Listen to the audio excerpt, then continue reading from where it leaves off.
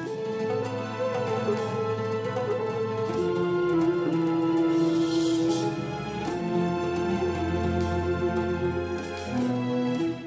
الله الرحمن الرحيم.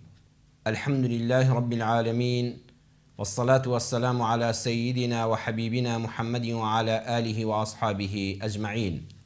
خوشویستان و بەڕێزان بە دیدارتان شاد بووینەوە لە پرۆگرامێکی نوێی خۆشەویستیدا. ئەم جارش تەوەری بەرنامەکەمان وڵامی خوشکێکی بەڕێزە زیاتر پەیوەستە بە بەکارهێنانی بۆن و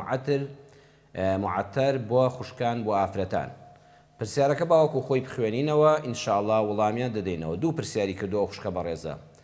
پرسیار یەکەمان دەفەرمێ: ئەسەلام عەلەیکوم، دوو پرسیارم هەیە لە مامۆستای زۆر بەڕێز و بەخەم لە گەیاندنی پەیامی خوا و پێغەمبەرمان درودی خوای لەسەر بێ بە جوانترین شێوە. پرسیاری یەکەمم: ئایا تا چەند ڕاستە ئەگەر ئافرەت بۆن یان معتەر بەکار بهێنێ وەکو ئەوە وایە زینای کردبێ؟ زۆر جار ئەو قسەیەم گوێ لێ بووە ئەگەر ئافرەت بۆنێک یان معتەرێکی زۆر خەفیف یاخود بە کوردەواری خۆمان دەڵێن عادیە و بە 2-3 و بۆنەکە زۆر ناڕوا و زوو تەواو دەبێ، چونکە بۆن هەیە زۆر گرانبەهایە کە بەکاری دەهێنی بۆنەکەی بە چەند مەتر دەڕوات و زۆریش دەمێنێتەوە. تەنها بۆنەکە بۆ خۆت بێت یان کەسەکە زۆر لێ نزیک بێ، بۆن بەکاربێنی ئایا گوناهبار دەبی یان حکمەکەی چییە؟ با پرسیاری یەکەم وەڵام دەینەوە، ئینجا ئینشاءالله دەچینە سەر پرسیاری دووەمیش. یەکەم جا سوپاس دەکەم خوشکی بەڕێزم، ئینشاءالله ئێمەش یەکێک بین لەوانەی کە بتوانین پەیامی خوای پەروەردگار و پەیامی پێغەمبەری نازدار صلی الله علیه وسلم بە جوانترین شێوە کە خۆی جوانترین شێوەیە ئێمەش بەو باشیە بەو جوانیە بیگەێنینە ئیماندارانی ئومەتی محەممەد صلی الله علیه وسلم. پرسیارەکەت پرسیارێکی جوانە و زۆر جا و پرسیارە مسلمانان دەیکەن و هەندێک لە مامۆستایانیش دیارە و حەدیسەکە وەک خۆی دەخوێننەوە کە ئێستا دەچینە خزمەت فەرموودەکەی پێغەمبەر صلی الله علیه وسلم، دەقی فەرموودەکە دەخوێننەوە و دەیکەن بە کوردی وشە بە وشە دەڵێن هەر ئافرەتێک عەتر بەکاربێنێ حکمی زیناکاری هەیە. فەرموودەکە ئیمامی حاکم تەخریجی کردووە و هێناوێتی و بە صحیحیشی داناوە. شێخ ئەلبانیش ڕەحمەتی خوای لێبێ دەفەرمێ حەسەنە. پێغەمبەری خوا صلی الله علیه وسلم فەرموویەتی: أيما امرأة استعطرت فمرت على قوم ليجدوا ريحها فهي زانية.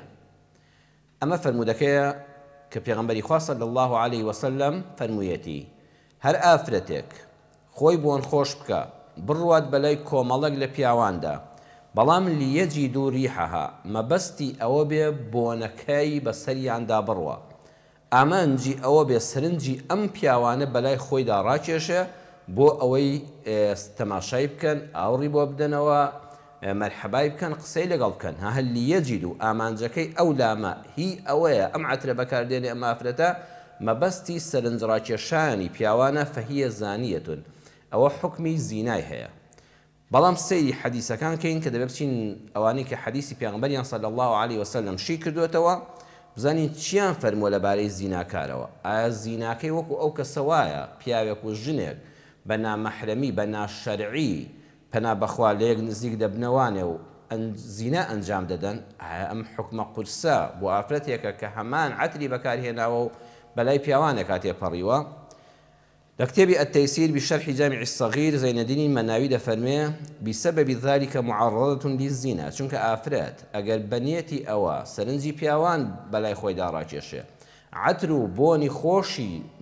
بەهێزی بەخۆی کرد، ساعیەتون فی ئەسبابه، ئەوە بۆ خۆی معرض دەبێت بۆ زینا. بۆ چونکە وا دەکا گەنجێک بەلایدا ئاوڕ دەداتەوە، تەماشای دەکا، قسەی لەگەڵ دەکا، داعية إلى طلابه يعني دوای لێ کە خەڵک داوای لێ بکە. ئەڵە دیارە ئەم ئافرەتە کە ئاوا سەرنج ڕاکێشە و ئاوا خۆی بۆن خۆش کردووە پیاوێکی دڵنەخۆش و ئازانێ ئەمە بە دوو شتی خراپا دەگەڕێ. فسميت لذلك زانية مجازا، بەڵام بە مەجاز نەک بە واقعی، نەک بە حکمی واقعی ئەوەی چونکە زیناکار بێ ئەوە حکمی تایبەتی هەیە لە قورئان و فەرموودەکانی پێغەمبەر صلی الله علیه وسلم، ئەمە خۆ حکمە شەرعیەکەی ناکەوێتە سەر. کەواتە بە کورتی و بە کوردی ڕوونی بکەمەوە بۆ جەنابتان ئەوەی کە ئێستام خوشکە فەرموویەتی معتەرێکی زۆر خەفیف، معتەرێکی زۆر خەفیف بەڵە سونەتە ئافرەتیش بۆنی خۆش بێ،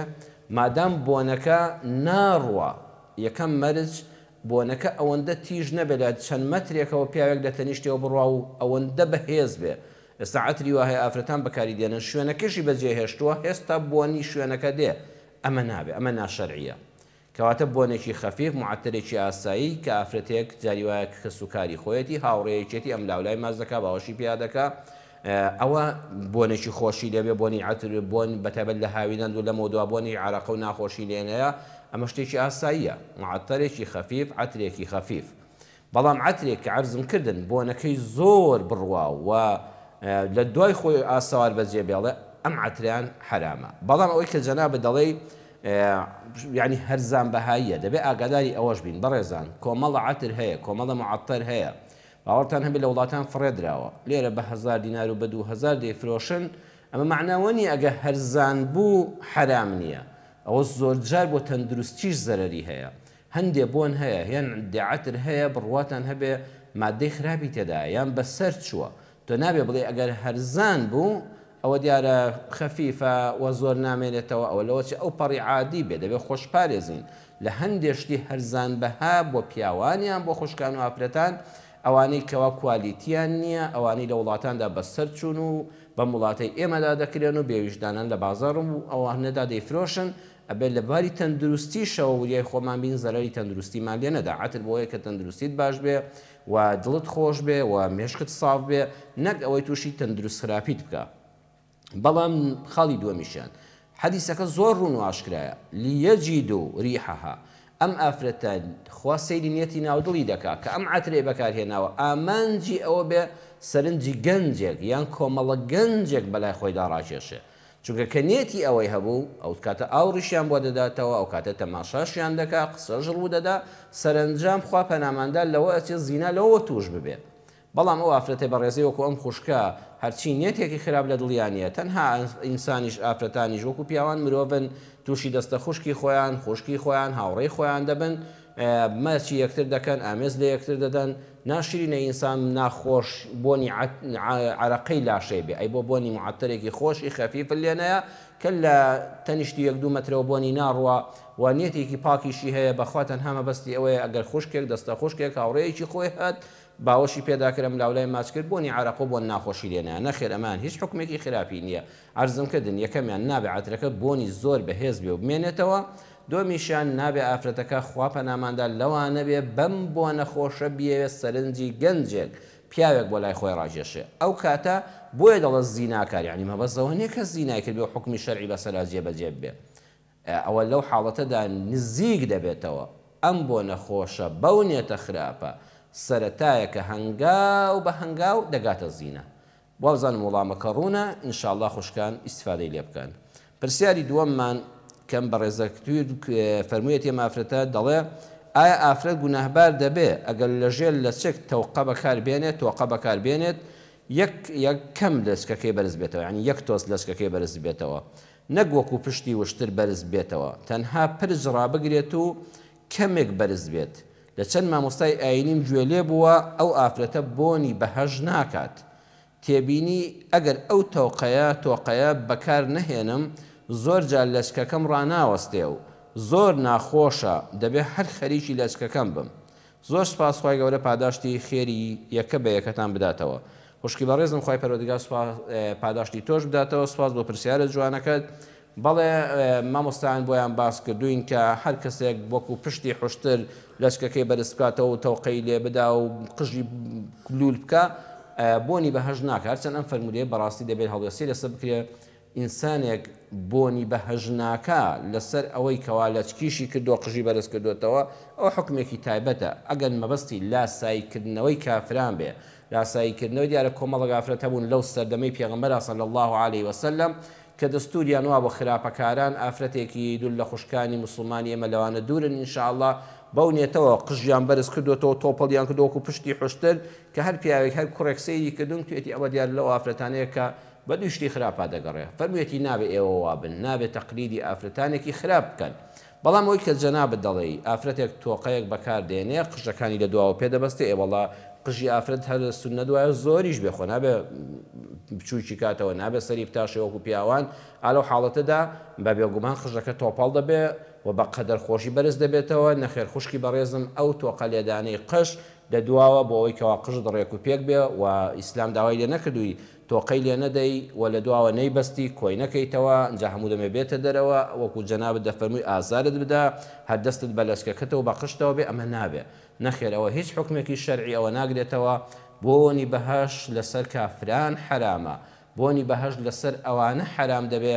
کە لاسای کافران دەکەنەوانێ هەمان دەستوری ئەوان شانازی بە دەستوری بێباوەڕان و مۆدیلگەرایی کەسانی کافر دەکەن و لە دینی خۆیان تەبەڕا دەکەن کە لە دینی خۆت بێبەری کرد و ڕازی بووی بە دەستور و باوی کوفر ئەی خۆت بەهەشتر نەویستووە خوش بەهەشت لەسەر حرام دەکا بەڵام ئافرەتێکی ئیماندار حیجاب و داپۆشرا و باڵاپۆش ئەلحەمدولیا لەم سەردەم و زەمانەدا قژی جوان لەچکی شەرعی کردووە ئەبێ قژەکەشی زۆرە خۆوەکو قژی پیاو نییە لە دواوە دەیبەستێت تۆ قەیلێ دەدات تۆزە بەرز دەبێتەوە لە دواوە بەرز دەبێتەوە نەخێر ئەمە هیچ بەر ئەو حەدیسە ناکەوێ و شمولی ئەوەی ئافرەت ناکە ئینشاءڵڵا ئیسراحەتی خۆتان لە قژ بەستن و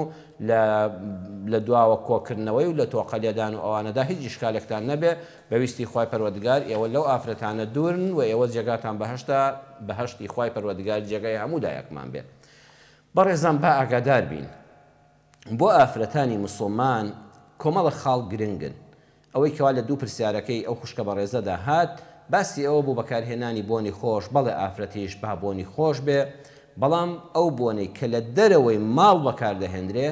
ئەبێ عەرزم کردن بۆنەکە بەهێز نەبێ و هەروەها لە دووری چەند مەترێکەوە بۆن نەکرێ و نیەتی خۆشی خوانەخواستە لەوە نەبێ بگەڕێ بەهۆی ئەم بۆن عەترەوە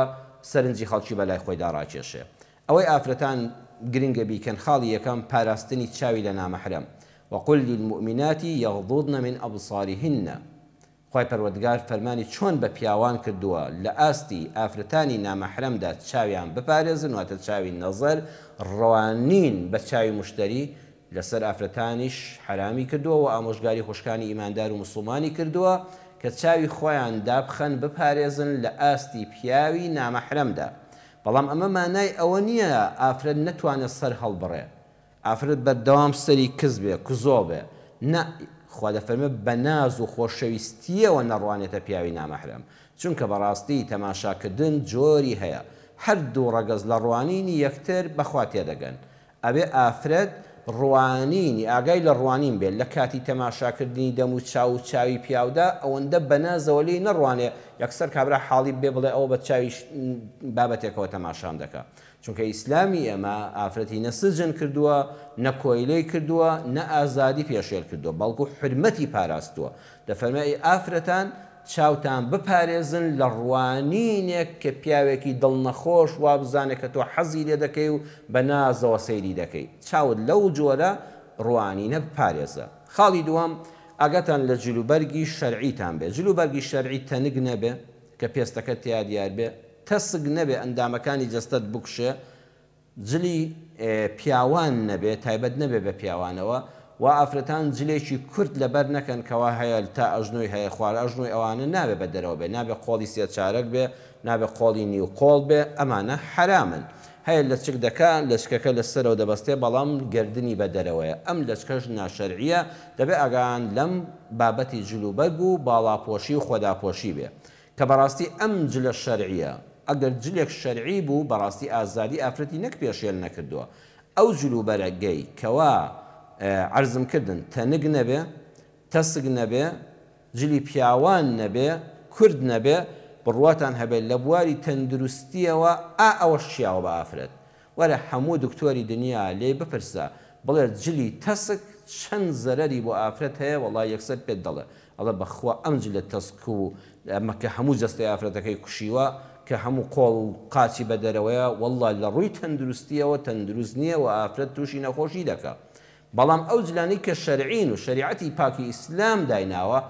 ئافرەت زۆر تێیدا مرتاحە و تەندروست باشی خۆی دەپارێزێ دووەمیشیان ئەو جلانی کە شەرع دایناوە کە ئەوە تەنگ نەبێ و تەسگ نەبێ و جلوبەرگی پیاوان نەبێ زۆر ئافرەت دەبینی بڕوات کە هەتا ئاوڕ نەداتەوە نازانی بۆ چاکەت و پانتۆڵەوە ئەمە پیاوەیان ئافرەتە ئاوا نەبێ و کورد نەبێ داپۆشراو بێ ئەمە ڕێز و شکۆ بە ئافرەت دەبەخشێ. یعنی جلوبەرێک بەخوا بۆ پیاوانیش جوانە. اینجا ئافرەت کە باڵاپۆشی شەرعی بوو هەر ڕێز و هەیبەت و شکۆیەکی هەیە. بەڵام ئافرەتێک لەگەڵ ڕێزم بۆ هەموواندا خوای گەورە هیدایەتی ئەوانە بدا کە باڵاپۆش نین و جلوبەرگیان شەرعینەیە، ئێمە نەسیحەت و نوسحی خێرمان هەیە. خوا نەخواستە شکاندن و ئابڕۆبردنمان نییە لە ئیسلامدا. نەسیحەتی خێریان دەکەین، دەڵین وەڵڵی تۆ هەرچەند ئافرەتێکی پاک و پوخت بی، هەرچەند نێتی ناودڵت خاوێن بێ، کە جلەکانت هەموو لەشت بە دەرەوە بوو، هەموو لەشی کوشی بووی، پیاوانێکی دڵنەخۆش هەر لە خۆ گومانی خراپت پێدەبا. بەڵام کاتێ ئافرەتێکی باڵە پۆش دەبینی کە جلوبەرگەکەی شەرعیە، هەر شان و شکۆیەکی هەیە، هەر بۆ خۆی هەیبەتێکی تایبەتی هەیە، هەر بەبێ ئەوەی زانی چی لە ناو ناخ و دڵیاتی لە دیکۆری دەرەوەدا تۆ بە ئافرەتێکی زۆر بەهادار و شکۆدار و بەڕێز دەبینی. خاڵی سێم بەڕێزان، لە کاتی قسەکردندا ئافرەت با بە نازەوە قسە نەکا، دەنگی خۆی ناسک نەکاتەوە، لەبەر پیاوی دڵنەخۆش نەوە گوابزانێ حەزی لێ دەکات. خۆی پەروەردگار دەفەرمێ فلا تخضعن بالقول فيطمع الذي في قلبه مرض. با ئافرەتان دەنگیان ناسک نەکەنەوە، دەنگی نخۆن ناسک مەکەوە، دەمی خۆت باریک مەکەوە، بە نازەوە قسە مەکە لەگەڵ پیاوێکە. بۆ لەبەرەوە نیە تۆ خراپبی، لەبەرەوە نیە تۆ مەنعی دەنگ خۆشی و دەنگ ناسکی لێکراوێکە خواوا دروست کردووی. فيطمع الذي في قلبه، سەیری وشەکانی قورئان کەن، لەبەر پیاوەکە قەلبیه یعنی لەبەر پیاوی دڵنەخۆش. کاکە پیاوی وا هەیە دڵی بۆگەنە، پیاوی وا هەیە دڵی ئافرەتێک هەر یەک تۆ قسەی لەگەڵا بکە ئەم بۆ خۆی چونکە دڵ و دەرونی نەخۆشە، بەردەوام بیری لای ژنان و لای ئافرەتان وازانە و ئافرەتە حەزی لێ دەکات. بۆیە دەبێت ئافرەت وریابێ لەبەر پاراستنی کەرامەت و ڕێزی خۆی لەگەڵ دە پیاوی بەڕێز و بە حورمەتی وەکو جەنابتان بینەرانی بەڕێزدا قسە دەکا کە وەکو خوشک و کچی خۆی و دایکی خۆی سەیری دەکا. بەڵام لەوە ئەچێ گورگێک ڤایرۆسێکی پیس هەبێ لە ناو دەیاندا نۆیان پاک بن یەکیان پیس بێ، ئەو فی قەلبیه مەرەضون دڵی نەخۆش بێ، تۆ ئاگال لێبێ خۆل لە ئەوەشیان لە نۆیان بپارێزە بۆی تووشی ئەم نامەردە و ئەم دڵپیسە نەبی. بەڕێزان دەچینە ناوبڕێکی کورت و بەرنامەکەمان ڕاستەو خۆیە. ئینشاءالله دواتر دوو ژمارە دێتە سەر شاشەی کەناڵی دیمەن، بەڕێستان دەتوانن پەیوەندیمان پێوە بکەن و گفتوگۆ بکەین لەسەر بابەتە ئاینی کۆمەڵایەتی و خێزانیەکان. ئینشاءالله ئەم تەوەرەش چەند خاڵێکی ماوە بە ئیزنی خوای گەورە دوای ناوبڕەکە تەواوی دەکەین. بسم الله الرحمن الرحیم. دووبارە سڵاوی خوای پەروەردگار لە ئێوەش و لە هەمولایەکمان بێ. بەڕێزان بەرنامەکەمان ڕاستەو خۆیە. ئینشاءالله چاوەڕێی پەیوەندیەکانی جەنابتانین بەو دوو ژمارەی کە لەسەر شاشەی کەناڵی دیمەن دەیبینن. وابزانام ئێستا پەیوەندیەکمان ڕاستەوخۆ لەسەر خەتە. کاک کامەران فەرموو عەزیزم. کاک کامەران فەرموو. عەلەیکم السەلام و ڕەحمەت الله وبەرەکاتوو. برای بەڕێزم دەستخۆشی بەرنامەکە لێ یەکەم و خوا جەزا باتەوە. خوای گەورە سەلامەتان کاک کامەرانی بەڕێز. کەر کامەران بن ئینشاءالله. دوو پرسیارمان هەبوو ئەتێن نەبێت. پرسیاری یەکەمت فەرموو. پرسیاری یەکەمیان لە کاتی ختمکردنی قورئان کە لە سوورەی فاتیحە تەواو ئەبی ئەتوانی نەڵێی ئامین یاوەکو مەرجە بڵێ ئامین. بەڵێ ئەمە پرسیاری یەکەم. پرسیاری دومیش گوێمان لە مامۆستا بوو ئەیوت ئەگەر لە ماڵەوە بیت بە چاکەت و بیجامەوە جائیز نییە کە ڕوو بکەیتە خوا نوێژەکانت پێ. ئایا ئەوە تا چەند ڕاستە؟ بە چاکەت و بیجامەوە لە ماڵی خۆتان نوێژ بکەی؟ لە ماڵی خۆتا. بەڵێ بەڵێ پرسیارەکە زۆر جوانە خۆ بگۆڕی ئەنجا نوێژ بکەیە بە چاکەت و بیجامەوە بەکە پاک بێت و هیچ پیسی پێوە نەبێت و هیچ مەرجەکانی تیا بێت. پرسیارێکی جوانی ئینشاءالله کاک کامەران بەسەر چاو لە درێژەی بەرنامەکەدا گوێبیستی وڵام دەبی. سپاس بۆ جەنابەت بۆ تەلەفۆنەکەت. خۆی گەورە سەلامەتتان کاک کامەرانی ئازیز. خوا لەگەڵ براشیرنەکەم. خوشکی بەڕێزم دایکی ئیلاف. السلام عليكم. عليكم السلام ورحمة الله وبركاته. دایکی ئیلاف خوشکە باشەکەم. سلامة جواب صعبانك خواه بدعاي خير بلودكم. خواه يورد الرازي بيا ربي. سلام. فلمو. والله إنه صدقوا كان تلفون كده بوخا كريتي ما بيوجنم تار من دار ما يوزع معزوز بالخرافة بيوستم بغسالة خير الدجاتك غسالة كله دابين كي. بوخا خوشك باشكم. يكم أم كنال من زوج ذلك الشموتوا من وقو خدي خوم به هیچ شێوەیەک تەداخلی کاری خێرخوازی ناکەم وەخۆم کابرایکی کاسبی ناو بازارم و مامۆستای مزگەوت نیم و ئێستا وتاریشم نەماوە هەر ئەم بەرنامەمان هەماوە لەبەرەوە خوشکە باشەکەم وە کەناڵی دیمەنیش کەناڵێکی خێرخوازی نییە بەڵام بە حکمی ڕێزم هەیە بۆ تەلەفۆنەکەی خۆت جەنابەت ئینشاڵڵا پەیوەندی بکە بەو بەرنامانە بەو کەناڵ و ڕێکخراوانەی کە کەناڵی خێرخوازین و کاریان هاوکاریکردنی ئافرەتانی بێ هاوسەرە و دانیشتوو لەسەر منداڵانی بێباوکە ئینشاڵڵا کارت ئاسان دەبێت بەڵام داوای لێبوردن دەکەم من نەوەکو خودی خۆم ئەو کارانە دەکەم نە پێم دەکرێت نەکاتی ئەوم هەیە و لە دووەمیشیان کەناڵەکەمان بەرنامەکەمان کەناڵێکی خێرخوازی کار نییە ئەو بەراوە ڕێزانی لێردم کەناڵێکی متەواضعی بچووکە و کارمەندەکانیش بەخوا زۆربیان بۆخوام زۆر ئاگاداری وەزعیانم کە حاڵیان بەخوا زۆربیان کرێچین وەزعیان باش نییە دایکی لاف داوای لێبوردن لێ دەکەم یاخوا سەلامت بن خوای گەورە دەرگای ڕەحمەت لە هەموو لای بکاتەوە خوشکە باشەکەم دادە موژدە فەرموو دادە موژدە فەرموو الو مامۆستاگیان سەلام عەلەیکوم عەلەیکم السەلام وڕەحمەت الله وبەرەکاتوه دادە موژدە با قوربان لەسەران ماچەکەم یا ڕێبی سەرفرازی دنیا و قیامەتی خوا ڕازی بێ خوشکە باشەکەم زۆر زۆر تامەزرەی و تارەکانتم و حەدیسەکانتم خوای گەورە لە هەموو لایەکمانێک هەوڵمەدا تەلەفۆن و مامۆستایەکی بەڕێز وەکو جەناب تۆ بکەم منە پرسیارەمەی عەزێت نەبێ پرسیارەکان فەرموو خوشکە موژدە دەستەکان ماچەکەم وڵای ڕاستیەکە من دایکم لە 2011ەوە جەڵدە لێداوە لەسەر عارەبانە ئەنجاگەیتر ئەم زمانیش ئەوەی نییە عنی ناتوانین دەرو دەشت زۆر پێ بکەین لە ماڵەوە دوو لە ڕووی جەناب و بینەران و بیسەران قاعدەی بۆ دانین دەست و ئاوەکات اینجا حەزەکەم لەو ژوورەی کەوا دائنیشێ لێ بڵێ ژووری میوانە حەزەکەم ئاەتی قورئان هەڵواستم لەو ژوورە جایتە نازانم گونەحبار ناوم من بەڵێ پرسیارەکەت ڕوونە تەواو بەسەر چاو پرسیارەکەی تریشم ئەوەیە هەنێکات ئەومە حمام و مەلێ ئەدەم دلۆڕی جەناب و بینەران هەنێکاتە دەست و ئاوەکە کورسیمان بۆی داناوە لەسەری شوۆرین ئایا لەو حمامەت جایزە دەستنوێژ بگریت بەسەر چاو ئێوە دەستنوێژ بگرن خۆتان دوای دایکن دەستنوێژ بگرین بەسەر چاو ئینشاڵڵا پرسیارە تریشم هەیە مامۆستاگیان ئەگەر عەزێت نەوێ بەڵێ بەسەر چاو پرسیاری سێنت فەرموو وابزانم پارەکە بوو خەوێکم دی لە خۆمە لە ماڵی خواگیان لە مەدینەی منەوەرم بەڵێ بەس لە خەوەکەمە ینی بەس خۆمە تێناویم لەو شوێنە بەڵێ جایتر زۆر پرسیارم ئەگەر حەز نەکرد مامۆستایەکی بەڕێزی وەکو جەنابتان بەڕێزی خوشکە باشە ئینشاڵڵا قسەت بۆ دەکەم بەسەر چاوەندا دەمژدە باشە دەستەکانت ماچەکەم ڕازی بێ خوا ڕەحمەت دایک شکر ئینشاڵڵا ئەجمعین خوشکە باشەکەی من خوا گەدار بەدادەیجان خوشکە باشە وعەلەیکم السەلام وڕەحمەت الله خوشکە چیا فەرموو دادەکەم السلام عليكم مامۆستا عەلەیکم السەلام وڕەحمەت الله خوشکی باشم خوا لە ڕازی بێ خوشکەکەم سپاس دەکەم مامۆستا وڵای مامۆستا داواکاریکم لە تێگە حەزت دەبێت فەرموو خوشکەکەی من وڵای داواکاریکم دوعای وتم بەخێر بۆ بکەی لە داوام بووە لە بینەرانیش بکەی مامۆستا من تووشی کێشەکەی بوومە لەکن هیچ کەسێکی ناتوانم وا بڵێم بەس خوا ئاگادار کێشەکەی منە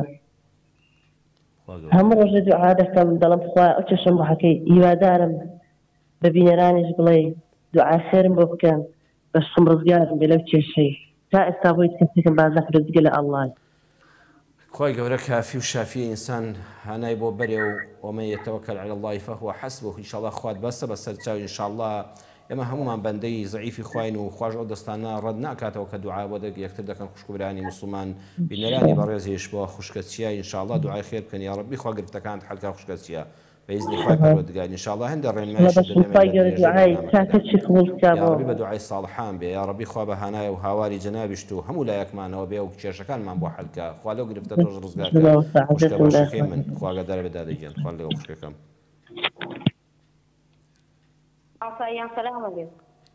دایکی محەممەد بەڵێ محەممەد حەسەن ئاکاکە محەممەد حەسەن کاکە محەممەد گیان عەلەیکم السەلام وڕەحمەت الله برای شیرینم زۆر بینەری بەرنامەکانتم ڕاستی زۆر چاک دروست خوا لە ڕازی بێ خوای گەورە سەلامەتان کاکە محەممەد گیان ماوەیان تۆزی حرامەیە حەڵالە بۆ خۆشی بکەیت پۆبجی باوەڕم پێ من چونکە بۆ خۆم موبایلیشم نییە هەر نازانم پۆبجی چییە بەڵام وەڵای ئەوەی کە بیستومە لە خەڵکم بیستۆ بەڵام ئێستا قسەت بۆ دەکەم باشە کاکە بۆ معلوماتم ئەوەیە کە لە خەڵکیم بیستۆی نا باوەڕکرد تا ئێستا من نازانم پۆبجی چییە هەر نازانم باسی چییە بەڵام ئەوەی کە منیش لە خەڵکی لە گەنجانی وەکتۆم بیستۆ هەر لەسەر ئەو معلوماتی ئەوان شتێکت دەدەمێ بەسەر چاو کاکە محەممەد گیان خۆی بەرە سەلامەتت کا خوا بتان پارێزی کاکە محەممەد گیان سەرچاو ئەزیزەکەی من خوال لەگەڵی باوکی من خوال لەگەڵ خوشکە دوعا فەرموو. السلام عليكم. عليكم السلام ورحمة الله. دادا دوعا. تاسي مامۆستا زۆر بەڕێز. خوا لە ڕازی بێ زۆر بەڕێزی خوشکە باشەکەی من. خوای گەورە پاداشت بداتەوە مامۆستا. ئەجمعین ئینشاءالله خوای گەورە لە هەموو لایەکمان ڕازی بە گەورەی خۆی. وای مامۆستا من خودی خۆم غەیبەتی خەرچینگە لە زۆر کردیە مامۆستا. بەڵێ. ئەو کەسانی دوو نزیک و هەندێکیان زۆر نزیکن پێم شەرمە برێم گەتنم ئازاکەن یان لەوانەیە گەتنم ئازانەکەن یان لەوانەیە کێشە دروستبی یعنی تووڕە بن لێم ئەوانی دریش دوورن بەس مامۆستا بێخایەن غەیبەتی خەرکم کردی ئەگەر دەدیتن مامۆستا بەینی خۆم و خوای گەورە تەوبەی بکەم بەسەر چاو پرسیارێکی جوانە ئینشاءالله قسەت بۆ دەکەم خوشکە دوعا ئینشاءالله بەسەر چاو پرسیارێکی جوانە و مای سوودە بۆ هەموو لایەکمان قسە لەسەر ئەو بابەتە دەکەین ئینشاءالله بەسەر چاوان. مامۆستا دوعاسی بکە درم زۆر زۆر توندە دوعای خێرم لێ بکە مامۆستا. یا ربی خوای گەورە دڵ و دەروونت خۆشکە خوای گەورە دڵ و دەرونی هەموو لایەکمان خۆشکە بە ئیزن و ڕەحمەتی خۆی ئینشاءالله تعالی. یا ربی خوا ئەو گرفتە دەرونیت لەسەر لا بە خوشکە باشەکەی من. ئینشاءالله مامۆستا خوای گەورە پاداشت بدات. ئەجمعین ئینشاءالله. خوا لەگەڵ خوشکە دوعا خوا ئاگادارت بێ خوا لەگەڵ. پەیوەندێکی ترمان کاک ئەبوبەکر فەرموو برا شیرنەکەم. سلام علیکم سەری مامۆستا گیان باشی؟ قوربان جەنابتان چۆنە کاک ئەبوبەکر یاخوا سەلامەت بێ. دەستم باز دەکەم سپاس دەکەم بەڕێزی مامۆستا گیان. برا شیرنەکەم. سلام وڵات پرسیاری مامۆستا ئێمە لە مزگەوتەکەمان بەیانیان مامۆستا هینە دوعای قونوت دەخوێنێ. بەڵێ. زایتر مامۆستا کۆمەڵە خەڵک تاقەن لە دواوە دەست بەرز ناکاتەوە. بەڵێ. مامۆستا لە دوای یاوتی وڵاوی دەست بەرز نکاتەوە نوێژەکەی بەتاڵە. ئێستا وتمان زین جەناب لە فەرمووی چی قسەکەی تەواوە یان بەسەر چاو کاک ئەبوبەکر گیان ئینشاڵڵا قسە لەسەر بابەتەش دەکەین. بەسەر چاوە پرسیارێکی عەزیز نەوێ. پرسیارەکەی تریشت فەرموو. ئەگەر دایک دوعای خراپ کات لە مناڵەکە خراپیش نەبێ بەرامبەرێ بەدی تر دوعای خراپی لێ بکات و دوعای قبوڵە بێت. بەڵێ بەسەر چاوی ئینشاڵڵا لەسەوەش وەڵام دەدەینەوە بە ئیزنی خوای گەورە. دەست مازەکەم مازەکەم کاک ئەبوبەکر گیان خوا بەدار سپاس بۆ پرسیارە جوانەکان خوا لەگەڵ بە قوربان خوا لەگەڵ سەرجەم گیانی من خوان لەگەڵ. پەیوەندی تر ناتوانین وەرگرین براینە تاو. بەڵێ بەڵێ باشە. برایانی کۆنتڕۆڵ دەفەرموون دیارە مەجالمان نامێنێ کاتەکە بەش ناکە پەیوەندی تر ناتوانین وەرگین داوای لەبوردن لەو بەڕێزانە دەکەم کە دیار لەسەر خەتن و نەمانتوانی پەیوەندەکانی وەرگین ئینشاڵڵا لە دەرفەت ێشکەدا خوای گەورە بمان هێڵە لەسەر خێر لە خزمەتاندا دەبێت. پێش وەڵامی پرسیارەکەم بە ئەو بابەتە تەواو بکەم بەڕێزان زۆر جا دەبیستین خەڵکانێک دەڵێن باشە بۆ مامۆستایانی ئاینی هەر باسی ئافرەت دەکەنەوە تا ئێستا تەوەرەکەی ئەم جارەمان هەر باسی ئافرەت بوو باسی عەتری ئافرەت باسی تۆقەی ئافرەت قژی ئافرەت قسەکردنی ئافرەت باشە بۆ هەر باسی ئافرەت. بەڕێزان سەیریکەن ئیسلام ئافرەتانی ئەوەندە بەلاوە گرنگە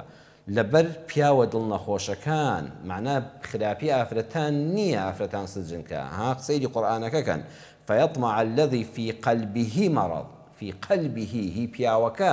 پیاوەکە دڵی نەخۆشە کاتێک ئافرەتەکە بە دەنگە ناسکەکەی خۆی قسەی لەگەڵ دەکات خوا دەفەرمێت بۆی تووشی ئەم گورگە نەبی کە پیاوێکی خراپە پیاوێکی دڵکرمی دڵ نەخۆشی چاو لە دەرە ئەی ئافرەتی بەڕێز و گەوهەردار تۆ دەنگی خۆت ئەوەندە ناسک و والێ مەکە بە نازەوە قسەی لەگەڵ بکەیت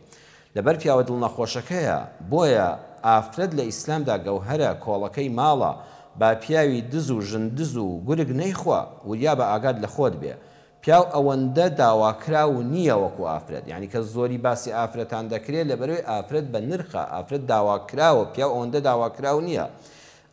ئەوە ڕێزە بۆ ژنان بۆیە زۆر جار خەڵک ڕخنە دەگرێت ئەو بۆ مامۆستایانی ئاینی بە زۆری باسی ئافرەتان دەکەن کاکی من ئەوە مەسەلە خراپی ئافرەتان نییە ئەوە لەبەر خراپی کۆمەڵێک پیاوە لەگەڵ ڕێزم بۆ پیاوانی بەڕێزی وەکو جەنابتان بینەرانی ئازیز لە عەرزمکردن لە دە پیاوێکی ژندز و گورگ ئاسای تێدا بێ ئەبێ وریابین نۆی پاکیش ئافرەتەکە خۆیان لێ پارێزێ لە قسەکردندا لە دەنگ ناسکردنەوەدا لە تێڕوانینی بەنازەوەدا بۆەوەی یەک دڵ نەخۆش وانە زانێ ئەم ئافرەتە خراپە و دواتر تۆمەتباری نەکا و بینیمانە کە ئافرەتێک چۆن کەوتۆتە داوی گورجێکەوە بەداخەوە چۆن ئابڕووی بردووە بۆی ئەم ئافرەتە ئەم حیا و حرمەتدارە کە ئەم ماڵە دەبێتە دایکی منداڵی داهاتوو و ئێستا کۆڵەکەی ماڵە و نوری ڕۆشنایە بۆ دایک و باوەک بە ئەم کچە پارێزرێ هەمووی لەبەر خاتری ئافرەتە بەخوا سوکایەتی بە ئافرەت نییە. خاڵی چوارەم ئەوەی زۆر گرنگە ئافرەت خاوەنی حیا و حرمەت بێ لە دوو شوێنی خۆیدا تەمشی على استحياء یان على استحياء قالت لە قورئانە ئەو دوا بەتە هاتووە لە کاتی ڕۆیشتندا کچی شیرینم خوشکی باشم ئاگاد لە ڕۆیشتنەکەت بێ لە ڕۆیشتنە حیا و حرمەتت پێوە دیار بێ بەڕێزان خەجل جیاوازە لەگەڵ حیا و حرمەت خەجل ئەوەیە ئافرەتێکی شەرمۆکە یعنی بەڕاستی دایمە خۆی بە خەجاڵت دەزانێ هەر خۆی پێ مرۆڤنی ئەمە خراپە ئیسلامی ئەمە لەگەڵەوە نییە بەڵام حیا و حرمەت شکۆداری خۆتە ئەها پاشاکان کاتێک کە دەڕۆن ڕۆیشتنیان تایبەتە ئیسلام دەفەرمێ ژن ئافرەت شاژنە ئەبێ ڕۆیشتنەکەی شاژنانە بێ سوک و سەلیم نەبێ. دووەمیان على استحياء قالت لە کاتی قسەکردنە بە ئافرەت حیا و حرمەتی پێوە دیار بێ ئەها ئەوانی دیبلۆماتن ئەوانەی کەواک خاوەن کەسایەتی گەورن فەرقیان هەیە لەگەڵ هەرزەیەکی ناو بازاڕەکە قسە دەکا ئافرەت دەبێ ئەو شاژنە بێ ئەو دیبلۆماتە بێ ئەو نوێنەرە بێ تەمسیلی ماڵێک دەکا کچێک تەمسیلی عایلەیەک دەکا ژنێک بۆیە دەبێ ئاگای لە قسەکردنی بێ ئەتەکێتی جوان و حیا و حرمەتی خۆی لە کاتی قسەکردنا پارێزێ ئەم دوو بابەتە زۆر گرنگە. پێنجەم ئەمڕۆ زۆر پێویستە و زەرورە خوشکانی من گوێتان لێبێ ئەمڕۆ زۆر پێویستە و زەرورە ژن لە ماڵەوە خۆی بۆ مێردەکەی بۆن خۆش بکە لە ماڵەوە دەڵێم لە ماڵەوە کام عەتری گرانبەها و چاک و بۆنتیژە بەکاری بێنێ بۆن خۆش نەگەوەی کە مێردەکەشی جێشکە بۆن خۆشە بەکاری بێنێ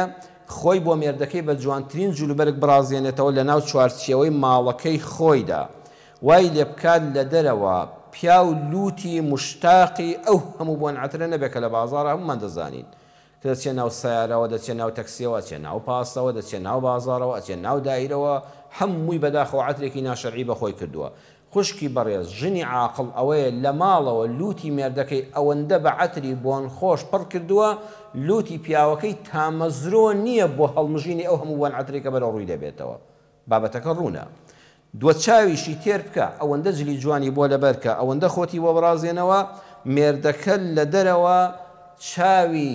تەماح نەبڕێتە ئەو هەموو جل تەسک و ڕوت و قوتێک کە لە بازاڕە لە دایرەدا لە ناو ئۆتۆمبیلە لە هەموو شوێنەکانە بەداخەوە دەیبینێ ئەگەر ژن لە ماڵەوە بە بۆنخۆشی خۆی و بە جوان پۆشی و بە ڕازاوەی خۆی لوتی مێردەکەی و چاوی پیاوەکەی خۆی تێر کرد وەڵا لە دەرەوە پیاوەکە یەک تۆ زەڕە ئیمانی هەبێ و مەردایەتی و جوامێری هەبێ دڵنیابە بە پاک و پوختی دێتەوە بۆلات و چاو نابڕێتە ئافرەتان چونکە لوتی مشتاق نییە و هەروەها چاوی تامەزرۆی بینینی ئەو هەموو جلە جوانە نییە لە ماڵەوە خانمەکەی خۆی هەمووی تێر کردووە بۆیە زۆر زەرورە بەڵام بۆ دەرەوەنا تۆ بۆ مێردی خۆت ئەمانە بکە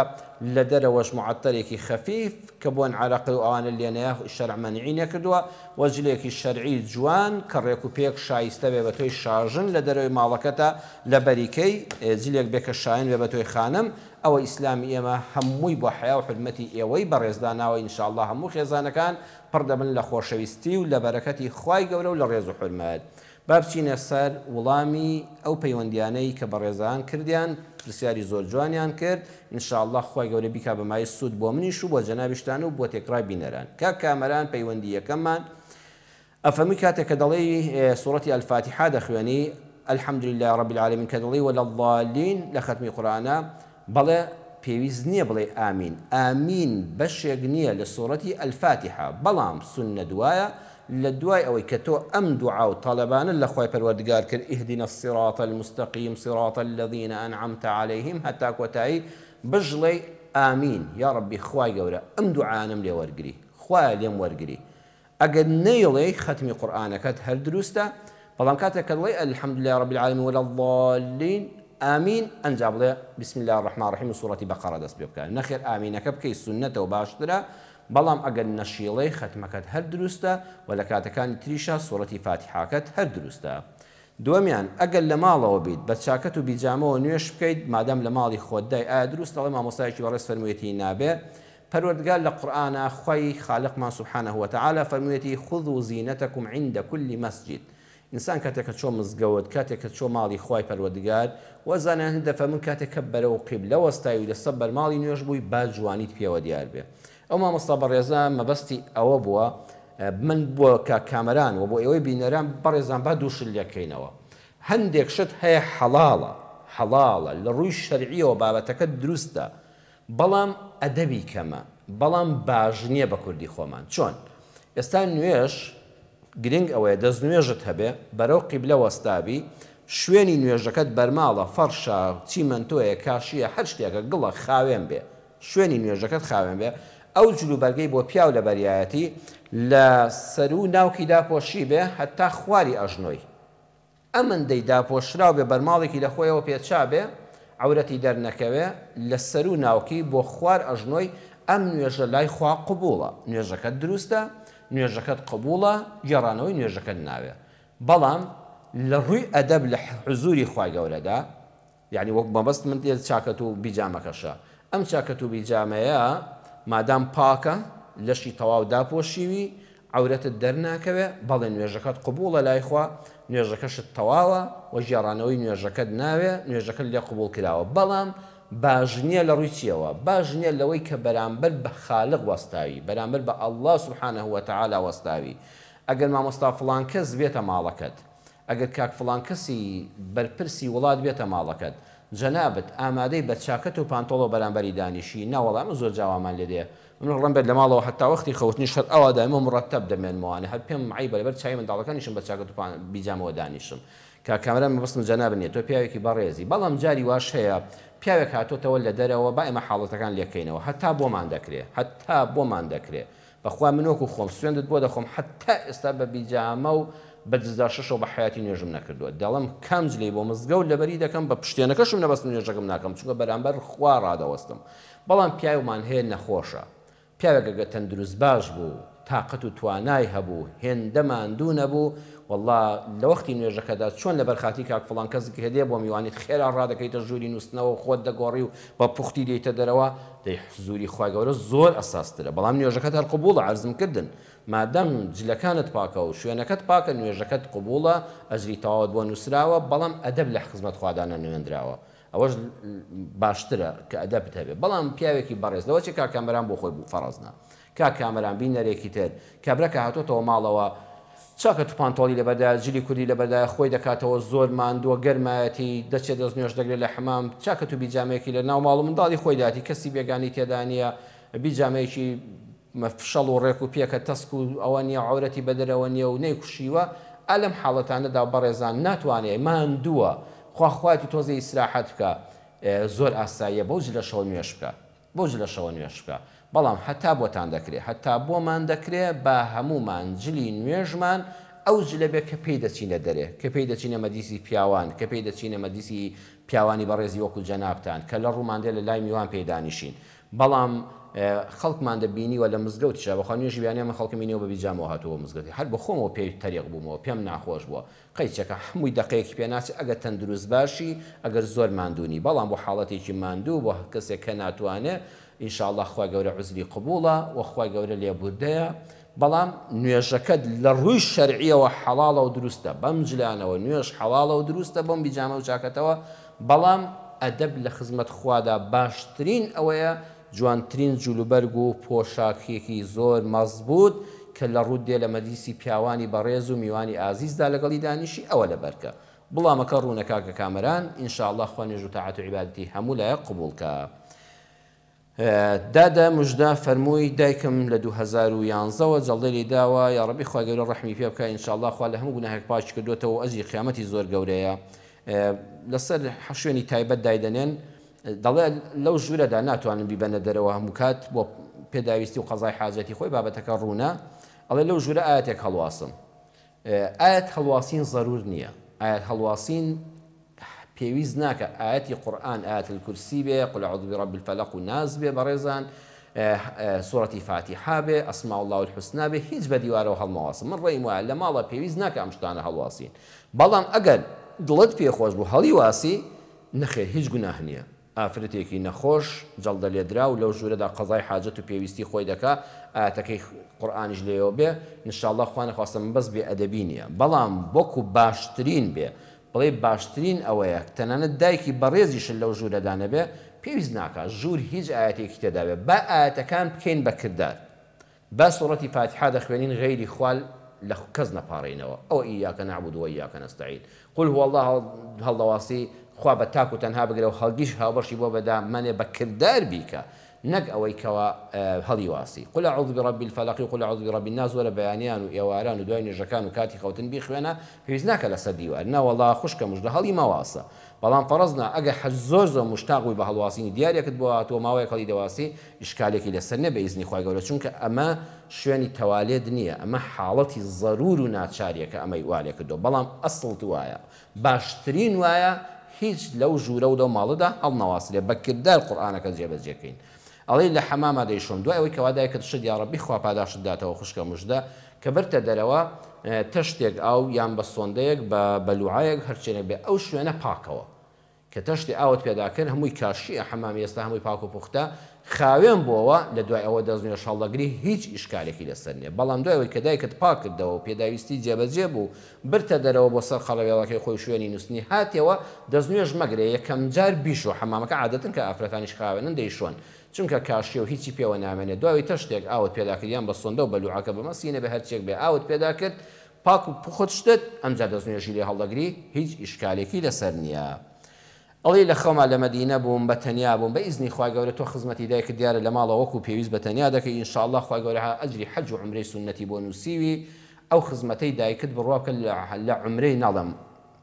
فەرس ناڵم لە حەجی فەرس ئەوانە فەرز جیاوازە بەڵام لە عومرەی سونەت ئینشاءالله ئەجری زیاترە هەر کەسێ لە خزمەت دایکی دابێ هەموو ڕۆژە لە عومرەیەکە ئینشاءالله ئەو من خەون لێک نادەمەوە بەڵام چونکە تۆ خزمەتی دایکت دەکەی بە ئیزنی خوای گەورە گومانم وایە بە فەزلی خوای پەروەردگار خوای خالق هەموو ڕۆژە ئەجری عومرەیەکی سونەتی بۆ نووسیوی و پێغەمبەری خوا صلی الله عليه وسلم ئینشاءالله بە دەستی مبارەکی لەسەر حەوزی کەوسەر ئاوت دەداتێ چونکە تۆ ئاو بەدەمی دایکتەوە دەکەی چونکە تۆ دایکت خاوێن دەکەی و خوا لە گوناهەکان خاوێنت دەکاتەوە خوا هەمووت بە عیبادەت بۆ دەنووسێ ڕەحمەتی خوا لەو کەسە بێکەوە وەکو دادە موژدە دایکی ئاوازەڵدەیدا و لە خزمەتیایەتی فرسەتێکی زێڕینە هەتا ماوەن قەدریان بگرن یا ڕەبی خوا ڕەحمە دایک و باوکی هەموو لای بکە و بە دایکی دادە موژدەش بکە و خوا پاداشی تۆش داتەوە پرسیارەکان بەو شێوەیە وەڵامماندایەوە خوشکە چییە ئەڵێ دوعام بۆ بکەن کێشەم زۆرە زۆر گەورەیە یا ڕەبی خوای پەروەردگار کەوا بۆ خۆی تەنها کێشەکانی هەمومان هەر بەو حەل دەبێ هەموو دنیا هاوکارت بێ الله سبحانه وتعالى لەگەڵ نەبێ بەخوا کەس ناتوانێت قسەی خێرت بۆ بکە کەس ناتوانێت مشکلات بۆ حەڵ بکە تۆ بە کەس نەوتووە هەر پەنات بۆ خوا بردووە ئینشاءالله خوش بەستە بەڵام خوشکت چییە هەندێک شت هەیە کلیلیشی هەیە هەندێک گرفت هەیە خدای گەورە پێی ناخۆش نییە الله سبحانه وتعالى ڕێگەی نەگرتووە بە کەسێک بڵێ کەسەکە متمانە پێکراو بێ متمانە پێکراو بێ ئەمینداری قسە بێ بتوانە قسە هەڵگرێت چونکە هەموو کەس شایانی ئەوە نێڕشتی بۆ باسکەی هەیە لێل لە تەپڵ دەدا دنیا لێ تێدەگەێنێ دوو قسەد و تۆ هەشتی کەشی پێوە زیاد دەکە ئەوە بە عەمەل نایە ئەگەر ئەو کەسەت بینیەوە کەسێکی ئەمیندارە قسە دەپارێزێ و هەروەها کەسێکی دڵسۆستە لە ناخی دڵەوە تۆی خۆش دەوێ شایانی ئەوەیە دەردە دڵی خۆتی لا بکەیت چونکە هەموو کەس بەخوا شایانی ئەوە نیە دەردە دڵی خۆتی لا بکەیت ئەوە فرسەت لێ دێنێ لە شوێنەکە بە چاو تاداتەوە کەسەکە ئەگەر دەستت کەوێ بەڕاستی دڵسۆزت بێ خۆشەویستت بێ تێڕا ببینی دەردە دڵی خۆتی بۆ لا بکەیت وە سێمیشان کەسێکی حەکیم و کاربەجێ و لێزان بێ لەو بوارەدا بەخوا هەیە زۆر زۆر تۆشی خۆش دەوێت زۆریش دڵسۆستە زۆریش نهێنی پارێز و ئەمانەت پارێزە بەڵام سەرودەر لە کاری خۆشی دەرناکات چ جایەوەی قسەی خێر بۆ تۆ بکە مشکلەی تۆ حەلکە ئەمە بە خەڵک نایە سێەم خاڵ ئەوەیە ئەو کەسێک کە بابەتەکەی بۆ باز دەکەی پسپۆڕی ئەو بوارە بێ ولو بابەتن نزیک بێ و لەگەڵ ئەو کەسایە کە تۆ مشکلەکە لەگەڵیا هەیە لەوانێ ئەم کلیلی دەرگای خێر بێ ئاساییە بەدوی ئەمە شابگەڕێ خوشکە چییە چونکە جار هەیە ئێستا تۆ چایەکی شیرین لەبەر دەستا بێ هەزار جار دوعا بکەی سوزدەبەری قورئان بخوێنی بڵێ خوایە ئەم چایە شیرین بێ خوا عەقڵ و هۆش و ژیری داوینێ کەوچکە چایەکە دو سێ جار ئاوا بادە شەکرەکە دەتوێتەوە ئەمجا شیرین دەبێ بۆیە کۆمەڵێ وەسیلە کە بەکاریان دێنی ئەمە ناشەرعی نییە عەرزم کردی بەو سێ مەرجەی کە باسم کرد دوای گوێ لە وتارەکە بگرەوە لە بەرنامەکە بگرەوە ئەگەر ئەو سێمەرجە کەسێکت دەستکەوت خوشکە چییە دەردەدڵی خۆتی لا بکەی و داوای هاوکاری لێ بکەی معنای ئەوە نییە پەنات بۆ غێری خوا بردووە ئەوەش ئینشاءالله خوا دەیخاتە دڵتەوە ئەو هەموو دوعایانەی کە کردوتن دڵنیا بە هیچ دەستێک بە خاڵی ناگەڕێتەوە هەر دەستێک بۆ لای خوا بەرز بکرێتەوە بە نێتێکی خاوێن بۆ کارێکی خاوێن بۆ کەسێک چیزێکی خاوێن خوای گەورە ئینشاءالله مشکلەکەت بە دڵنیاییەوە بۆ حەل دەکات ودعوا الله وأنتم موقنون بالإجابة کە دوعاتان کرد یەقینتان هەبێ یەقینتان هەبێ کە خوا وەڵامتان دەداتەوە ئێمەش دەڵین یا ڕەبی خۆیان خوشکە چیە کێشەکانی بۆ حەل بن بە ئاواتی خۆی بگا و یا ڕەبی خۆیان خۆت بێ بەهانە و هاواری ئەویش و ئێمەش و هەموو بینەران و هەموو مسلمانان و ئومەتی محەممەدەوە صلی الله عليه وسلم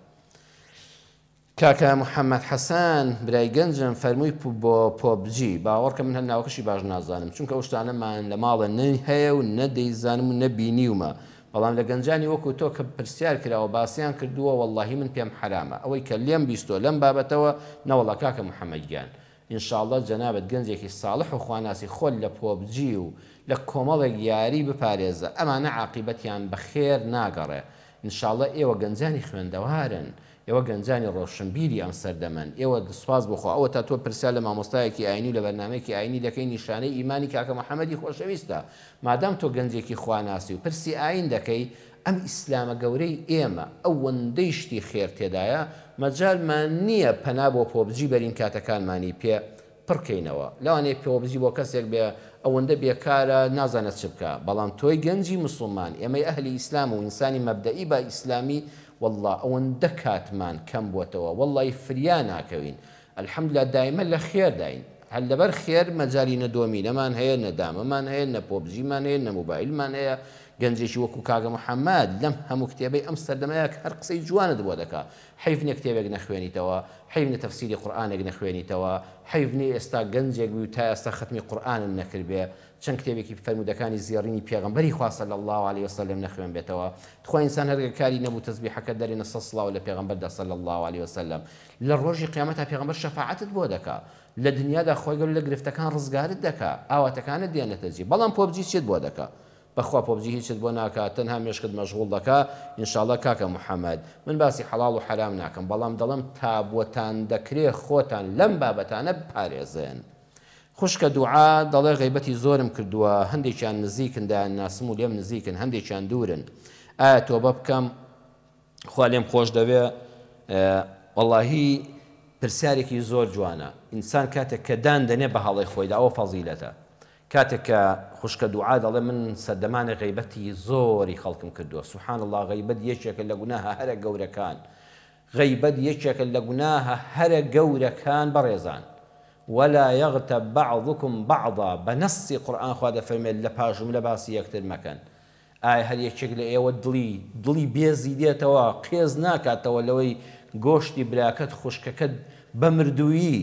بێنی گۆشتی لێ بکەیتەوە بە کاڵی بیخۆی بەخوا ئینسان بۆ گەنی دەمیلێ ئەگەر بێت و ساڵح و خوانازبووی نایە لە کاتی غیبەتە بەڵام زۆر گەورەیە وەکو خوشکە دوعا کەسێک ساڵانێ غیبەتی خەڵکی کردووە ئێستا بەدڵ پەشیمانە دان دەنێ بە هەڵەی خۆیدا تەوبەیەکی نەسوحی لە بینی خۆی خوادا دەکا بە مەرجێک ئەمجا زمانی خۆی قەفڵدا پێویست ناکە خوشکە دوعا یەک بچی بۆ لای ئەوانە جەنابەت بۆ خۆت بە کەسێکی بیرتیژی ئێستا جەنابەت بێی بۆ لای من بڵێ وەڵام مەسافاتی کاتی خۆی غیبەتی زۆری تۆم کردووە من هیچم بەرامبەر بە خوشکە دوعا نییە بەڵام ئێستا پێم بڵێ وەڵام مامۆستا زۆر غیبەتی تۆم کردووە هەر لە خۆ دڵی بە شەر وایە لەوە چێ من وانە بم بڵام گەردنت ڕەبی 100 جارە عەزابێ خوا دەکات تۆ تۆبەت کردووە هەر هیچم لەسەر نییە بەڵام لەوانەیە فڵان کەس وانە بێ فڵان کەس دەڵێت جا باشە بۆ غیبەتت کردم لەوە چێ وەکو جەنابەت فەرمووت خوشکە دوعا ئەو هەر بەگشتا بێتەوە بڵێ جا چ خراپەیەکم بۆتەوە چ قەرزێکت لەسەرم بووە جا بۆ غیبەتت کردم خوازانە وڵام مختانیشت بۆ نەکردبم مشکلەکە گەورەتر بوو تۆ ویستت لە بەڵایەک ڕزگاربی تووشی بەڵایەکی تر بووی ویستت فڵان کەس هیچی بەرامبەرت لە دڵا نەبوو ئێستا کردت بە ناحەزی خۆت وەیە پێویست ناکا بە کەس بڵێ بە مەرجێک دوو مەرجت بۆ دادەنێم ئەم دوو مەرجت جێبەجێکە خوا لە هەموو گوناهی ڕابردووت خۆش دەوێت یەکەم بینی خۆت و خوا کە تەوبەت کرد لەوە دووە زمانی خۆت قفڵدا لە هەر شوێنە غیبەت کرا ئەو مەجلیسە بەجێ بێڵە بڵێ چۆن کەسێک هەرچی سەرەت و سەرمایە هەیە لە دەستی چۆ لە معاملەیەکە هەر کە باسی ئەو مامەڵە ئەو شوێنە دەکرێت لێ ڕادەکە ئەڵێ من کاتی خۆی داغ بووم لە فڵان شوێنە فڵان کەس داخی کردم لەو مامەڵەیە بە حیاتی خۆم ناخەمەوە شوێنەوە تۆش بڵێ من لەم شوێنی غیبەتەیە هەرچی ئیحسان و چاکەم هەموو هەبوو بۆ خەڵک ڕۆی جا خوایە ئەم هەموو گوناهی خەڵکیش بۆ سەر من هاتبێ ڕەنجەڕۆ بووم خوا فریام کەوی چانی لە ژیانە بە ئاگا هاتمەوە نەمگەیاندە سەرەمەرگ و پاشم مردن کە هیچ تەوبە نامێنێ کە هیچ چاکەیەک پارە و پولێک نامێنە بیدێ بە خەڵک هەموو چاکەکان بۆ خەڵک دەڕوە ئالەو حاڵەتەدا زمانت بگرە بە هیچ شەوێک مەیاڵە غیبەتی خەڵکەوە ئەوە خاڵی یەکەم. دووەمیان دوعا بکە هەموو دوای نوێژێک بڵی یا ڕەبی خوای گەورە بە گەورەی خۆت لێم خۆش بە یا ڕەبی لە دایک و باوکم خۆش بە خوایە هەر کەسێکە غیبەتم کردو خوایە لە جیاتی من پاداشتی بدەوە خوایە لە گوناهەکانی خۆش بە. و پاشان ئەو کەسانی غیبەتت کردوون باسی کاک فڵان کەست کردووە باسی خوشکە فڵان کەست کردووە لە مەدیسێکا باز دەکرێتەوە بە خراپە تۆ دیفاعی لێ بکە بڵێ نابەخوا بەخوا منیش وەم دەزانی فڵان کەس خراپە بەس وەڵڵی من بە هەڵەداچوم بەو خوای کاک فڵان کەس تۆش بە هەڵەداچووی خوشکە فڵان کەس دادە فڵان کەس وەڵڵی خراپ نییە وەکو تۆ باسی دەکەی باوەڕکە منیش گومانی خراپم پێدەبێت بەس ئێستا پەشیمانم. ئەو کەسانی کە لێر نزیکن و دایان ناسی ئەگەر ڕۆژە لە ڕۆژان لەناو مەدیسا باز کران تۆ دیفاعیان لێ بکە لە پشتەوە دیفاعیان لێ بکە کەفارەتی ئەو غیبەتەیە و لە دوای نوێژەکان دوعای خێریان بۆ بکە و مەرجە ئەساسیەکە ئەوەیە لەم ڕۆژەوە کە تەوبەت کردووە زمانی خۆت قەفڵکە و بیبەستە وەڵڵی خوا لە هەموو ڕابردوەکەت خۆش دەبێت یەک لاپەڕی سپید بۆ دەکاتەوە و خوا لە قیامەتە لە جیاتی تۆ پاداش دەدا بەو کەسانە بۆی ئەوان گردە دازداکەن و هیچیان لەسەرت نەمێنێ خوا پاکت دەکاتەوە ئەلحەمدولله خوشکە دوعا کە تۆ بە ئاگا هاتوویەوە سپاس بۆ خۆی پەروەردگار.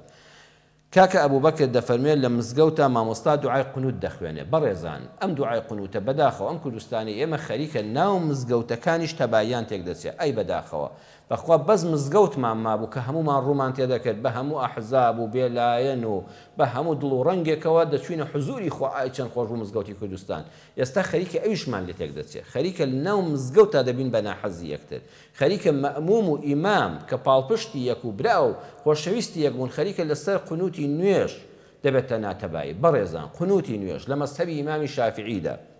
مەذهەبی ئیمامی شافعی بەڕێزان ئیمام شافعی ناصر السنەتی والحەدیثە ئیمام شافعی ڕەحمەتی خوا لێ بێ وەکو ئیمامی نەوەویش کە دواتر مەذهەبی شافعی زیندوو کردوێتەوە سەی کتێبی منهاج الطالبین کە مامۆستاکانی کە دەرسیان پێمەوتووە قونوتی بەیانی ئەگەر کەسێک لە بیری چوو گەیشتە سوزدا بەبیری هاتەوە لە کاتی دۆما قونوتی نەخوێندووە سنەت وایە سوزدەی سەهوی بۆ بەرێ ئەوەندە لە ئیمامی شافعی قونوت سنەتێکی گەورەیە بەڵام هەندێک لە زانایانیش فەرمویانە پێغەمبەری خوا صلی الله علیه وسلم حەدیثی صحیحی هەیە کە هەموو جارێ تا مردن هەموو نوێژیبانیان قونوتی نەخوێندووە کەواتە با ئێمە قسەی ڕاست و دروست بدەینە موسڵمانن من وەکو خۆم مزگەوتی خۆمان کە دەچم هەندێک ئیماممان هەیە ئەگە مامۆستای ڕسمی لەوێ نەبێ قونوتی دەخوێنێ من لەگەڵەوە قونوت دەخوێنم ئەگە مامۆستای بەڕێز جەبۆ خۆی لەوێ نەبێ وەکیلەکەی ئیمامەکەمان لەوێ بێ مامۆستا قونوت ناخوێنێ ئەو دەست بەرز ناکاتەوە نایخوێنێ منیش نایخوێنم بەخواوەکو مامۆستایەکی ئاینی نوێژیان لە دواوە دەکەم تا ئێستا نەمکردەوە بە مشکیلە بە هەردووچیانم پێڕاستن جەنابیشتان کاکە ئەبوبەکر موسڵمانە کە چوونە مزگەوتێک ئیمام بە مەذهەبی ئیمامی شافعی قونوتی دەخوێن تۆش دەست بەرزکەوە لەگەڵ ئەوە مامۆستا فەرموویەت یەکە کەسێ دەست بەرز نکاتەوە نوێژەکەی دروست نییە حەدیثی پێغەمبەری خوا صلی الله علیه وسلم ئیمام بۆچی ئیمامە بۆ ئەوەی ئیقتیدای پێ بکرێ مادەم ئیمام دەستی بەرز کردەوە گەنجانی بەڕێز کە لە دوای ئیمامەوە کاکە خۆ کوفر ناکەی پیاوێکی وەکو ئیمام شافعی بەرپرسە بەرامبەر فتواکانی خۆی لە قیامەتە پیاوێکی وەکو ئیمامی نەوەوی خاوەنی شەرحی صحیحی موسلیمە بەڕێزان من و تۆی گەنج بەخوا لەوە چوار حەدیثمان خوێن بێتەوە ئیمامی نەوەوی ڕەحمەتی خوا لێ بێ دانەری ڕیاض الصالحینە ئیمامی نەوەوی کە لە کتێبەکەی خۆیدا باسی قونوت دەکا و دەفەرمێ ئەگەر لە بیرت چوو سوزدەی سەهوی بۆ بەرە سنەتە سوزدەی سەهوی بۆ بەرە ئیمامی نەوەوی شەرحی صحیحی موسلیمی کردووە ئەو شەرحەی کە جارێشکە دووبارە نابێتەوە یەخۆ ئەم زانایانە قسەیان لە جیرفانی خۆیان دەرنەهێناوە وەیە وەڵڵاهی من دڵم وا مرتاحە کە ئیمام قونوتەکە بخوێنێ کە قونوتیشی خوێن تێگڕا ئەوەی کە بەلاشەوە سنەت نیە دەرس بەرزکەوە با برایەتی و سەفی ناو مزگەوتمان تخوا نەشێوێ و کاکە ئەبوبەکر و من و موسڵمانانی بەڕێز ئەگەر چوینە مزگەوتێک ئیمامی مزگەوت بەلایەوە وابوو کە ئیمام شافعی ڕەحمەتی خوای لەبێ ڕەنبێ فەرمودەی بەرچاو نەکەوت بێ یان بە صحیحی نەزانی بێ و دواتر فەرمودەکە صحیحە کە پێغەمبەر صلی الله علیه وسلم هەموو جار هەتا مردن و وفاتکردنی هەموو بەیانیان قونوتی نەخوێندووە لە نوێژی بەیانیدا بەو قەولە کاری کرد زۆر اعتیادیە مادام ئیمام قونوتی نەخوێن من ناچم قونوت بخوێنم ئەو دەستی بەرز نەکردێتەوە من دەست بەرز ناکەمەوە متابعەی ئیمام دەکەم زۆر بەدڵێکی فراوانیشەوە لە مزگەوت دێمە دەرەوە با ئیمامی مزگەوتەکانمان چیان کرد ئێمەی مەئموم لە دوایدا نەیکەین بە مناقەشە خوێندی دەیخوێنین نەیخوێند نایخوێنین و هەردوو لاش ڕاست دەکەن ئەوەی کە گرنگە واجبە بەڕێزان قونوت ئەگەر نەشی خوێنی نوێژی بەیانیەکەت هەر دروستە ئەگە بیشی خوێنی هەر دروستە ئەمە سنەتە قنود واجب نییە بەڵام بەخوای خۆشەویستی نێوان مسلمانان بەخوا پاراستنی تەبایی ناو سەفی مسلمانان لە مزگەوتا واجبە ئەمایان واجبە ئەها لێکی کەنەوە ئێستا جەنابەت نوێژی عیشات نەکردبێ حتا بەیانی لەسەر بەرماڵ شەو نوێژ بکەیت تا ئەڵڵاهو ئەکبەری نوێژی بەیانی بەخوا سوودت پێ ناگەێنەوە نوێژەکەی عیشات بۆ پڕ ناکاتەوە چونکە نوێژی عیشات 4 ڕکاتەکە واجبە 40 ڕکات شەو نوێژ بکەی بەقەدەر ئەو 4 ڕکاتت بۆ پڕ ناکاتەوە ئێمەش هەموو تەمەنمان قونوت بخوێنین یان نەخوێنین مادام لە بینی یەکترا دڵمان پاک نەبوو لە مزگەوتە واجبەکەمان تەرک کرد لە پێناوی سونەتێکە تکاتان لێ دەکەم بە ئاگادار بین بەڵام ئیمامی مزگەوتەکان هەمویان پیاوی بەڕێزن هەموو پیاوی خوێندەوارن هەموو ئەهلی دینن الحەمدوللا خەڵک ئەمڕۆ هەمووی حەدیثی لەبەردەستای خوێندەوارە بەڵام وەڵی پابەندبوون بە مەذهەبی ئیمامی شافعی ڕەحمەتی خوای پەروەردگاری لێبێ بە قسە جوانەکانی ئیمامی نەوەوی کە عەرزم کردن بابە ئیمامی نەوەوی ئەوانە دانەری کتێبی پڕبەرەکەتی ڕیاض الصالحین دانەری کتێبی شەرحی صەحیحی مسلم ئەم کتێبانە گاڵتە نین ئەمانە خو بەخوا من و توار پێشمان ناخوێنرێتەوە هەمووی و پێمان لەبەر ناکرێ کە ئەو لەو زەمەنەدا بە تەمەنێکی 40 ساڵی وەفاتی کردو هەمووی نووسیوە ئەمە هەر بەرەکەتی خوای لەگەڵا بووە ئیمامی مزگەوت چی کرد پابەند دەبین پێوەی لەگەڵیا دەبین عەرزم کردن قونوت سنەتە با واجبەکە کە برایەتی و خۆشەویستی سەفی مسلمانانە و لە دواییدا بەدڵگەشتی لەگەڵ یەکا لەگەڵ ئیمامی مزگەوتەکەماندا خۆشەویستیمان بۆی هەر بە پێشەوامانە ئیماممانە لەسەر قونوت خوا با مزگەوتەکان نەشێوێنین بە تەبایی ناو مزگەوتەکان وێران نەکەین کە پەنا بەخوا ئەوەی من هەستم پێکردەوە زۆر دڵگرانم پێ بەخوا من نە ئیمامەتیم هەیە و نە مزگەوتم ئێستا هەیە بەڵام وەڵاهی لەگەڵ هەر ئیمامێکا بم پڕ بە دڵم خۆشم دەوێت دوعای خێری بۆ دەکەم یا ڕەبی خوا ئەم ئیمامی مزگەوتە پارێزی تۆ جوابە بە هەمومان هەموو کە ئەو گەنجانە دەبینم لە مزگەوتە بەخواوە زانم هەمووی براکانی خۆم لە پشتەوەن ئەمە لەبەر خاتی خوا جا ئەمری مزگەوتە ماوە تەبامان کە خۆشەویستیمان لە نێواندا بنوێنێ خوا نەخواستم مزگەوت ببێتە جێگای تەفرەقەی هاوار بۆ میلەتەکەمان دەبێت چی شتێک بمێنێ تەبای و خۆشەویستیمان لە نێواندا بپارێزێ خاڵی هەرە کۆتایی و کاتەکەمان دەقەیەک دوو دەقەمەوە دایک دوعای خراپ لە منداڵی بکە بە ناحەق واللهی دوعای ناحەق گیرا نابێ ئینشاءالله بەڵام بەڕێزان پێغەمبەری خوا صلی الله علیه وسلم نهی کردووە لەوەی کە دایک و باوک دوعا لە منداڵیان بکەن دوعا بۆ منداڵتان بکەن لا تدعوا على أبنائكم حديث پیغمبر صلى الله عليه وسلم نكن دايكان و باوكان تكايا دعاي خراب لمن دالتان مكن أي شام كان دعايان بو بكن أجا من دالك ناصالح بلي ربي رول أخوة هداية الدا ربي رول أخوة صالحتك ربي أخوة بتهينة تصرق راس بەڵام ئەگە دایکێک هەر زمانی خراپ بوو منداڵەکە هەرچی عیبە نیەتی هەر لە خۆ دوعای شەڕی دەکرد ئینشاءالله لە منداڵەکە گیران نابێ وەڵام بۆ خۆی دایکەکە بەخوا تووشی دڵناڕەحەتی و دڵتەنگی دەبێ خوای پەروەردگار هیدایەتی هەموو لایەکمان بدا ئەو قسانی کردمان ئەو وەڵامانی کە دامانەوە ببێتە مایە خێر بۆ هەموو لایەکمان باشتر لە قورئان و فەرمودەکانی پێغەمبەر صلی الله عليه وسلم لە ئەم کەلەپورە ئیسلامی ڕەسەنەی کە لە زانایانەوە بۆمان ماوەتەوە یا ڕەبی خوا سوودمەند بین لێی هر ام دين اسلام ما فريادك ولا سري بردوام بين حتى دنيا بزياد يلين بشهادة لا اله الا الله محمد رسول الله خاف داشتي اوي بريس بينران يك بيكتان بداتوا اواني كبيونديان كر اواني برسالي جوانيان كردبو تسخوشي لهم ولايكتان دكم دعاء خير مهب وام براغنجاني كوال لاماده كرني ام بروجرامي خوشويستي ام جارجدا ماندوبون لقل ماندا هم ولايكتان بخواي پروردگاري جهانيان دست بيرم او خواي كسبار دزاناكا والسلام عليكم ورحمة الله وبركاته